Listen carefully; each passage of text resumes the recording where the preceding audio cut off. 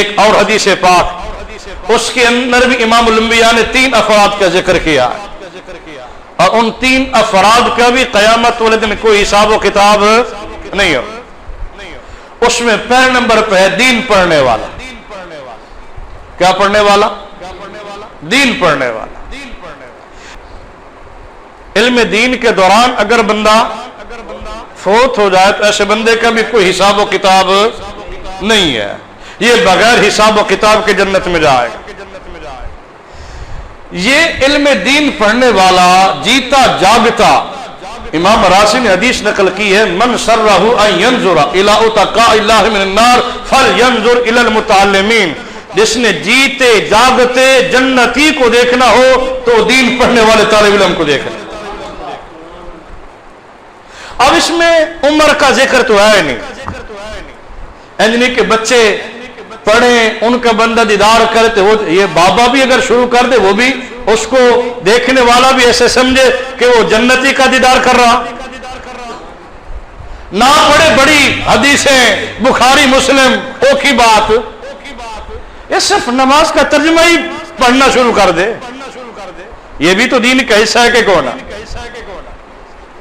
کتنے سادے انداز کے اندر امام الانبیاء نے جنت کا شوق بھی لایا ہے. میرے امتیوں تم صرف دین پڑھنے والے بن جاؤ، ضمانت میں دیتا ہوں قیامت الدن میرا رب تم سے حساب نہیں لے گا. میں کہتا ہوں باقی معاملات اپنے مقام پہ، اگر بندہ نماز ہی کا ترجمہ شروع کر دے، جو 3-4 سپاروں کی تو یہ ہے کوئی نہیں، اور ساری زندگی بندے کی گزر جاتی ہے، نہیں پتہ ہوتا کہ میں اپنے رب کو کیا کہہ رہا ہوں. میری زبان پہ یہ جو جملے چل رہے ہیں ان کا معنی مطلب مفہوم کیا ہے، میں نے اپنے رب کے دربار میں کھڑا درخواست پیش کر رہا ہوں اور اس کا مطلب کیا بن تسبیح چل رہی ہے، معنی کا پتہ کوئی نہیں ہے. دانے بے دانہ چل رہا ہے، مطلب کا پتہ کوئی نہیں ہے. آپ کسی کو اپلیکیشن دیں اور زبان بھی ایسی استعمال کریں جس کو آپ دے رہے ہوں یا جو آپ خود لکھ رہے ہو آپ کو سمجھنا کہ میں نے لکھا ہی کیا ہے، تو کوئی فائدہ ہوگا اس درخواست کا؟ جناب یہ جو اپلیکیشن آپ اللہ کے دربار میں اپنے گناہوں کی مغفرت کی نماز کی حالت میں پیش کر رہے ہیں، آپ کو پتہ ہی نہیں ہے کہ میں کیا کہہ رہا ہوں. اس لیے حضور کا یہ فرمان پلے باندھیں، دین پڑھنے والا قیامت الدن ایسے بندے کا حساب و کتاب نہیں ہوگا. اس حدیث میں دوسرے نمبر پر اور آج کی نشست کے لحاظ سے 5ویں نمبر پہ فرمایا فرما بردار بیوی کا بھی قیامت الدن کوئی حساب و کتاب نہیں ہے. رفیق حیات جو ہے اگر وہ اپنے میاں کے حکم کو پلے باندھنے والی ہے، میاں کی تابعداری کرنے والی، خدمت کرنے والی، اس کی بات کو ماننے والی، فرمایا ایسی عورت کا بھی قیامت الدن کوئی حساب و کتاب نہیں ہوگا. اس ضمن میں صرف ایک مثال جس بات کو ہم سب کو چاہیے کہ ہم اپنے آل خانہ سے شیئر کریں تاکہ عورتوں کو پتہ ہو کہ میری شادی کے بعد کچھ اس اعتبار سے میری ذمہ داری بنتی کیا ہے. حضور کا فرمان ہے میاں کی فرما برداری کرنے والی خاتون قیامت دن اس کا کوئی حساب کتاب نہیں ہے، بغیر حساب کے جنت میں جائے گی. آقا کا دور ہے والعصر کا زمانہ.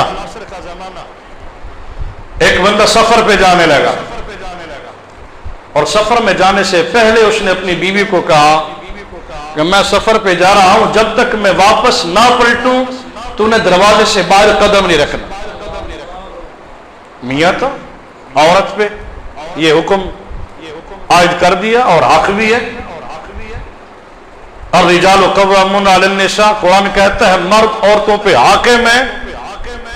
وللرجال علیہن درجہ، مردوں کو عورتوں پر کئی اعتبار سے فضیلت ہے. میاں نے کہا میں سفر پہ جا رہا ہوں، جب تک میں واپس نہ پلٹوں تو نے حویلی سے باہر قدم نہیں رکھنا. حالت سفر کے اندر اس بندے کا سسر اللہ کو پیارا ہو گیا، اس کی بیوی کا باپ فوت ہو گیا.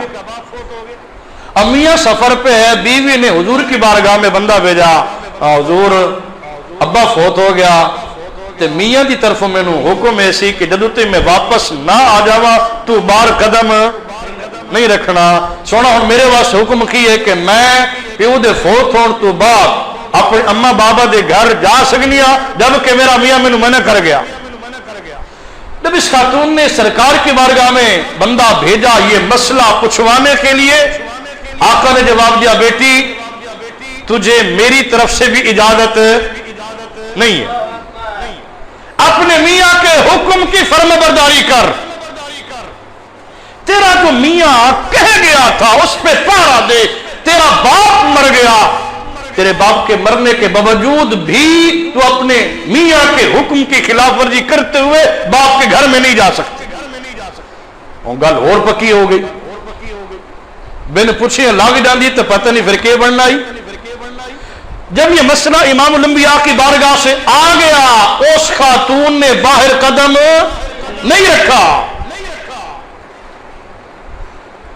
یہ صورتحال بنی، اس کے والد گرامی کو غسل دیا گیا، کفن پہنایا گیا.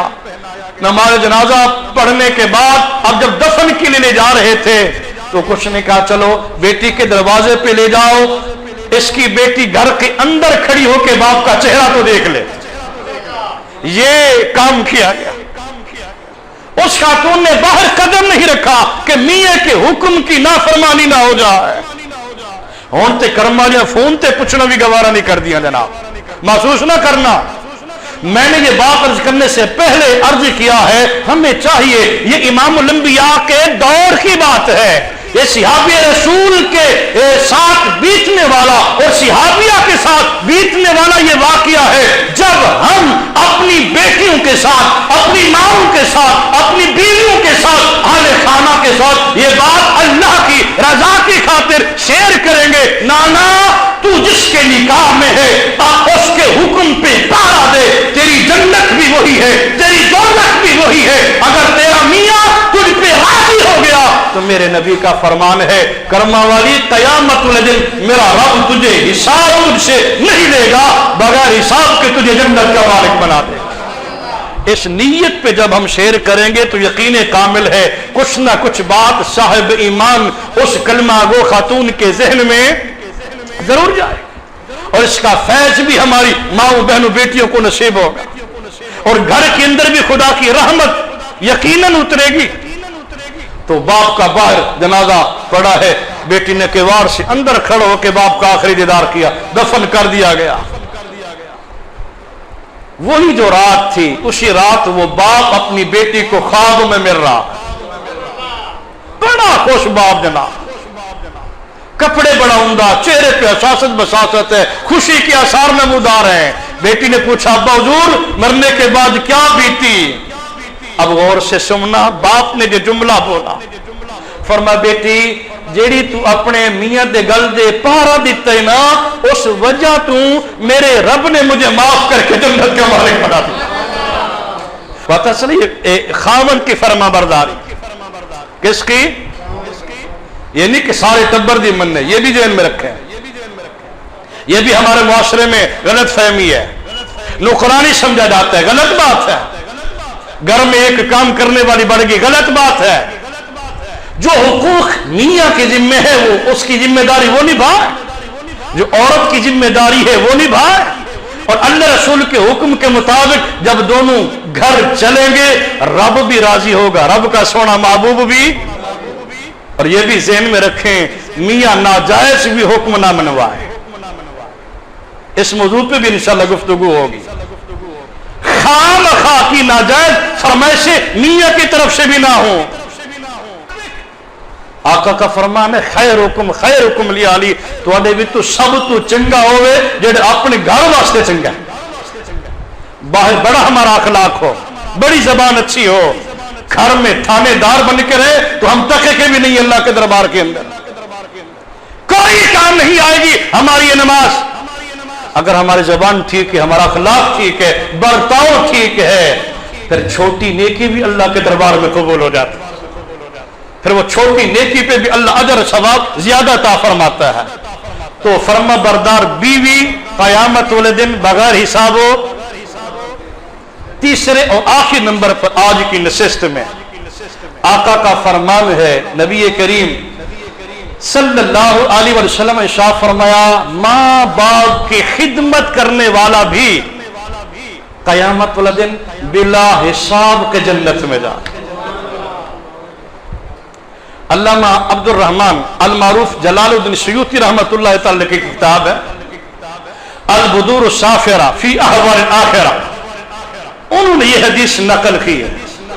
والدین کی عظمت کے حوالے سے بڑی باتیں آپ نے سنی، یہ حدیث اس اعتبار سے میری نظر سے بھی پہلی مرتبہ گزری کہ اماں باپے دی بندہ خدمت کر لے تھی اللہ پوچھنا ہی کوئی نہیں۔ ماں باپ کو بندہ راضی کر لے تو اللہ حساب۔ پھر آپ کہیں گے کہ پھر نماز کی دے گئی، بندہ خدمت کرے نماز نہ پڑھے تو پھر خدمت کرے تو قرآن نہ پڑھے تو پھر خدمت کیتی آوے تے ذکر نہ کرے تے پھر۔ اس بات کو ذرا سمجھنے کی کوشش کرنا، وقت بھی بڑا قلیل ہے۔ گزشتہ جو عرض بھی کیا تھا کہ اس موضوع پہ گفتگو ہوگی، آپ بھی ٹائم دیکھ کے آئے جناب۔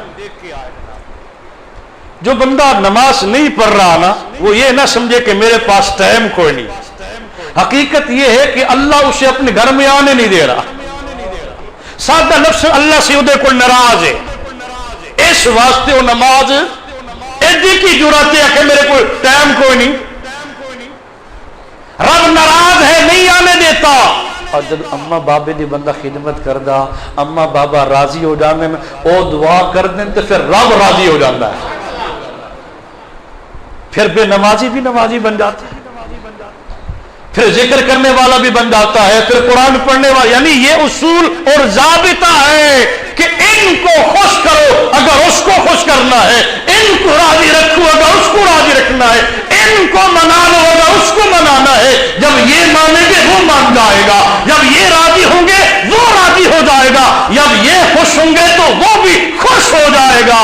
تو کملی والے نے ارشاد فرمایا، امتیو، ماں باپ کی خدمت کرنے والا، ان کی ضروریات کو پورا کرنے والا، ان کو خوش کرنے والا، قیامت والے دن جب اللہ کے دربار میں پیش ہوگا تو ایسے بندے کا بھی تو حساب و کتاب۔ اللہ کے دربار میں دعا ہے، اللہ یہ جملہ اعمال، یہ جملہ نیکیاں ہم سب کو فقط اپنی رضا اور خوشنودی کی خاطر کرنے کی توفیق نصیب